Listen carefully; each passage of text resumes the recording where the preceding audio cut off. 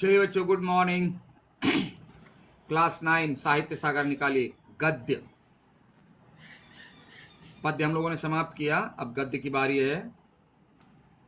और हम लोग देख रहे थे महायज्ञ का पुरस्कार।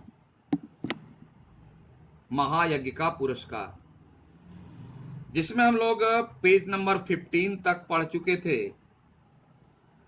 कि सेठ, यह सोचकर सेठ ने एक और रोटी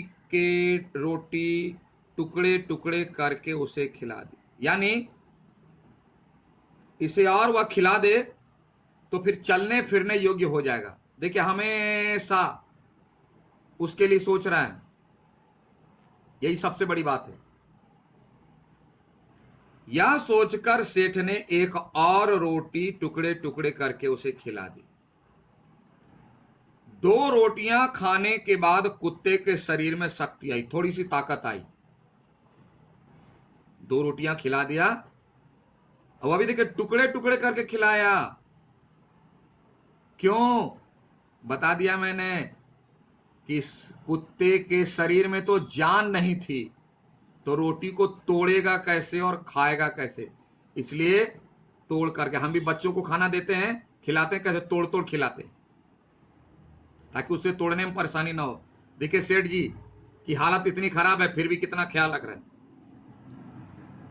2 रोटियां खाने के बाद कुत्ते के शरीर में शक्ति आ गई। वह खिसकता खिसकता, घसीटता हुआ अपने शरीर को सेठ के समीप आ गया, नजदीक आ गया, समीप नजदीक आ गया। सेठ ने देखा कि अभी भी वह अच्छी तरह नहीं चल पा रहा।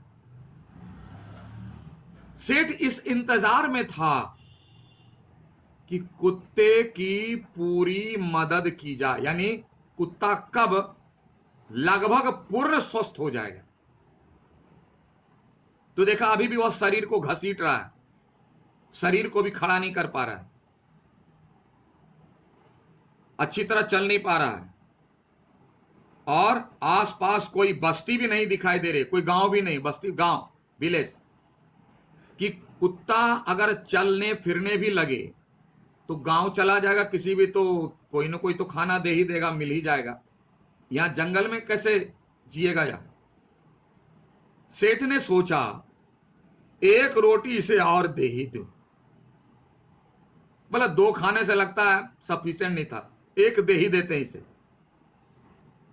तो फिर यह अच्छी तरह चल फिर सकेगा। बोले 1 रोटी और दे देते हैं ना, तब लगता है वो चलने फिरने की ताकत आ जाएगी। अरे मेरा क्या, जैसे 2 खाई वैसे 1। अरे 2 रोटी खाएं और 1 रोटी खाएं, बात बराबर है। मैं तो इंसान हूं, मनुष्य हूं, चलेगा। लेकिन इसका नहीं चलने वाला, ये तो चल भी नहीं रहा, हिल रहा है, और यहां रहेगा तो मर ही जाएगा।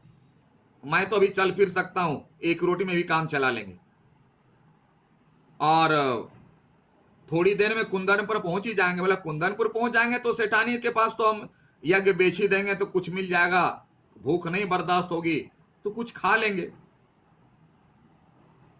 सेठ ने तीसरी रोटी उठाई और कुत्ते को खिला दी। हम लोग क्या बोलते हैं, अरे दिए ना, अब कितना लोगे, जा जा।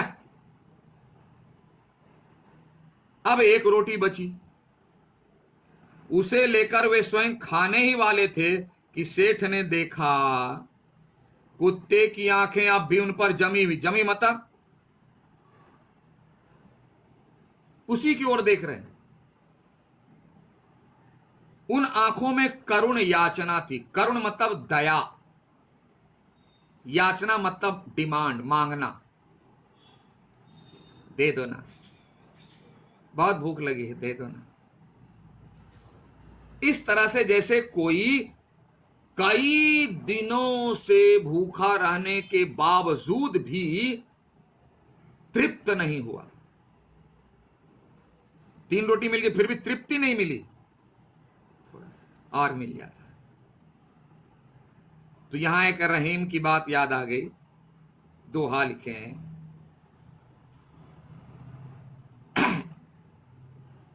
उनका अर्थ है कि जो आदमी मांगने जाता है वह तो मरे हुए आदमी के समान होता है। जैसे रहीमन वे नर मर चुके जे कछु मांगन जाए। मांगने वाला छोटा हो जाता है ना, मांगने वाला हमेशा छोटा होता है, देने वाला हमेशा बड़ा होता है। तो रहीम कभी कहते हैं रहीमन वे नर, नर मतलब आदमी, मर चुके जे कछु मांगन चाहे, जो कहीं हाथ फैलाता है वह तो बेचारा अपनी इज्जत खो ही दिया, अपना सम्मान खो ही दिया। लेकिन उनते पहले वे मुए, यानी उससे पहले वो मर जाता है, जिन मुख निकसत नाही, जो बोलता है कि नहीं देंगे नहीं देंगे नहीं देंगे जा, वह उससे भी मरा हुआ, गया गुजरा है। सेठ शिक्षित थे, कितने समझदार थे, यहां भी उन्होंने इस बात का पालन किया।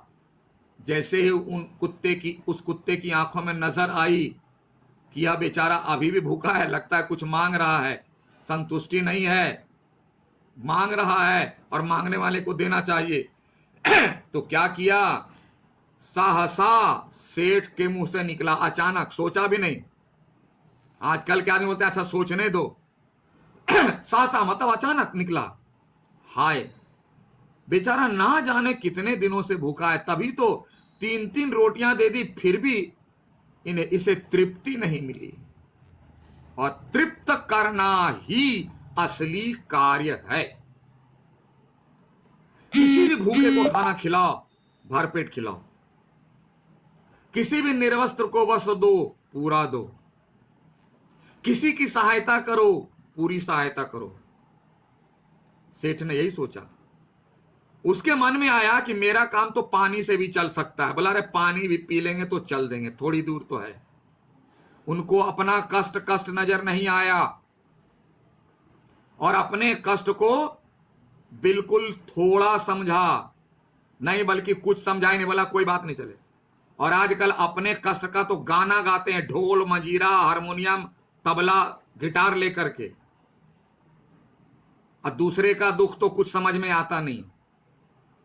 यही है आज और कल के इंसान में फर्क, और यही रचनाकार समझाना चाहते हैं।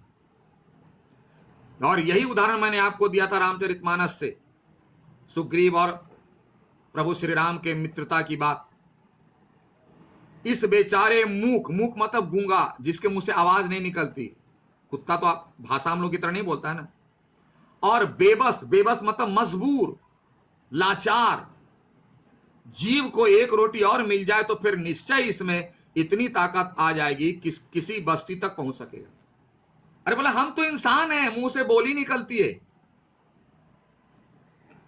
विवेक है, यहां धर्मात्मा है, धर्म का पालन करने वाले, हम तो चल लेंगे।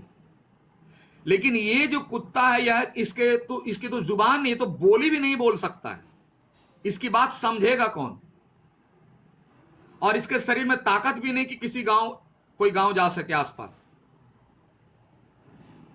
अगर इसे, यह इतना मजबूर है, अगर इसे रोटी दे दें तो इसमें इतनी ताकत आ जाएगी कि यह किसी गांव तक चला जाएगा, और किसी गांव में चला जाएगा तो कहीं ना कहीं से तो भोजन मिल ही जाएगा।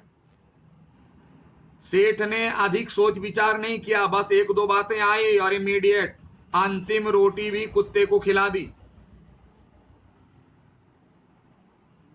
जो व्यक्ति, एक फॉर्मूला बता रहा है आपको, किसी कार्य को करने में जितनी देर करता है, इसका मतलब है कि उसके दिमाग में कुछ नेगेटिव चल रहा है। अगर समय नहीं है, सामने अर्जेंट वर्क है और उसमें वह कुछ काम करने में, निर्णय लेने में हिचक रहा है, टाइम लगा रहा है, इट मीन्स उसके दिमाग में कुछ नेगेटिव चल रहा है। क्योंकि जो पॉजिटिव व्यक्ति होता है वो तो इमीडिएट तैयार होता है। जैसे सेठ ने अधिक सोच विचार नहीं किया, वो अंतिम रोटी भी कुत्ते को खिला दी। वो ज्यादा सोचा नहीं, मन में बात आई वही उसके लिए, कुत्ते के लिए बात आई वो दे दिया। स्वयं एक लोटा जल पीकर थोड़ा विश्राम करके अपना रास्ता पकड़ा। वो थोड़ा सा पानी पी लिया और अपना रास्ता, थोड़ा रेस्ट लिया और अपना रास्ता, मतलब वहां से फिर चल दिए फिर। अब कब पहुंचे? दिया जले। देखना, दो में हर्ष विकार नहीं है, दो में हर्ष विकार आता तो दिया मतलब गेव, दिया दीर्घकार है, मतलब दीपक। दीपक जब जला, दिया जले, सेठ कुंदन पर पहुंचे। मतलब जब शाम होने को आई, अंधेरा छाने लगा, लोग अपने अपने घरों में संध्या पूजन करने लगे, उस समय सेठ जी गांव पहुंचे। शाम हो गई, इसी को कहा दिया जले सेठ कुंदनपुर पहुंचे, यानी अंधेरा हो चुका। सेठ हवेली पर पहुंचे तो धन्ना सेठ ने उठकर उनका स्वागत किया, वेलकम किया। आइए आइए सेठ जी आइए। पूछा, कहो सेठ कैसे आना हुआ? सेठ को तो पहचानते ही है। बोला, कहिए कैसे आना हुआ, बहुत दिन के बाद आए। सेठ ने कहा, संकट में हूं और एक यज्ञ आपके हाथ बेचने आया, एक यज्ञ बेचने आया, बड़ी मुसीबत आ गई है। यानी अपनी मुसीबतों का बखान किया, बताया हालचाल। इतने में धन्ना सेठ की पत्नी ने आकर सेठ को प्रणाम किया। बोले, प्रणाम सेठ जी प्रणाम। और बोली, सेठ जी यज्ञ खरीदने के लिए तो हम तैयार हैं, यज्ञ मैं खरीदूंगी, पर आपको अपना महायज्ञ बेचना पड़ेगा। बोला, अभी अभी आप सेठ जी से बात कर रहे थे ना, हमारे पति से, उस यज्ञ बेचने की बात, तो मैं अंदर से सुनी और इसीलिए मैं दौड़ी दौड़ी चली आई। मैं यज्ञ तो बिल्कुल खरीदने के लिए तैयार हूं। क्यों? कि सेठ जी की पत्नी और सेठ जी भी दोनों धर्मात्मा थे, धार्मिक कार्य में बहुत आगे बढ़ चढ़ कर भाग लेते थे और सच्चे धर्म का पालन करते थे। बोले, सर झूठा भी धर्म होता है? हाँ। कौन? बताते हैं क्लास में।